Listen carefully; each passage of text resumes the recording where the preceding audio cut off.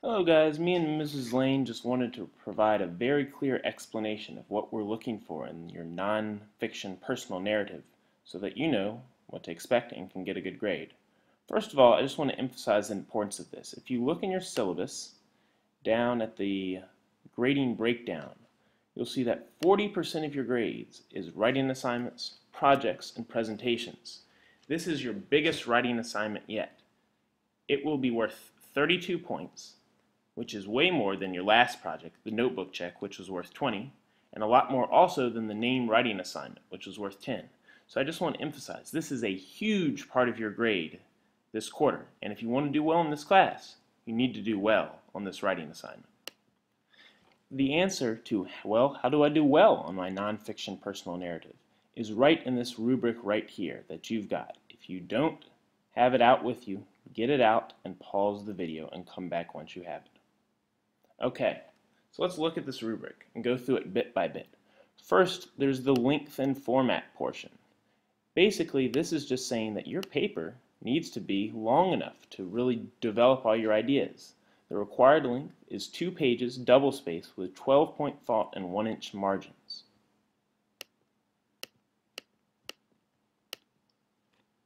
If you have more than the required 2 pages with these font margins, you'll get a 4 on this. If you're the required 2 pages with correct font margin, it's a 3. If it's more than a page but less than 2 pages, a 2, and if it's a page or less, a 1. Not only though is this length important for this single category under content, length, and format, but it will also probably affect your other grades, because if you've got a really short paper, it's going to be hard to develop your ideas, have good organization, have good voice, and have good word choice.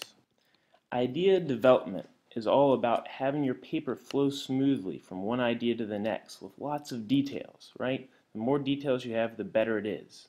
You can get an extra point for this by turning in your storyboarding personal narrative organizer completed, the thing that you're doing today. So basically, do your classwork. It will not only help you with your ideas, but it will also help you with your final grade. Next on the rubric is organization. Organization is making sure your paper has an excellent structure and is well organized, following those 5 stages of plot that we've talked about, going from exposition to rising action to climax to falling action to resolution. You can get an extra point on this portion of your paper for turning in the 5 elements of story diagram with your personal narrative diagram, not the movie one, but the one about your personal narrative, right? And again, easy points. Next on the rubric is voice. Here we're seeing if your voice is basically thoughtful and well written with some style. And an easy way, 2 easy ways to add style is to have dialogue and to have interior monologue. So basically, when me and Mrs. Lane are checking this, we're going to look in your paper and we're going to look, does this paper have, parts of dialogue? Does it have interior monologue? Does it use these 2 or more times? Does it just use them once? Does it use them only once, or does it not use them at all?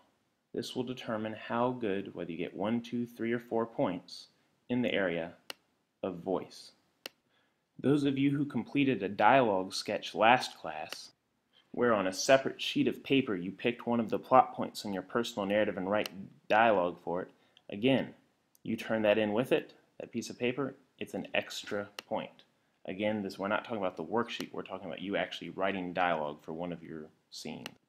Next is word choice. Here we're looking to make sure that you're using very detailed setting description and character description, like we practiced with the movies in class today, where you basically described the setting and described the character using detailed language on a post-it note.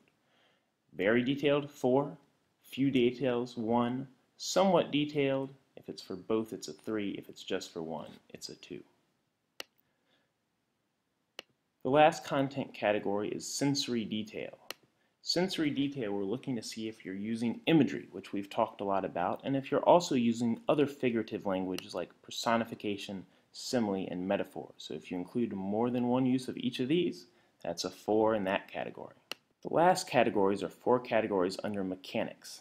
These are basically how well you're punctuating. These are graded slightly less harshly than the other ones with 2, 1, 0.5, or 0 instead of the 4. Go to the next video for suggestions on how to write.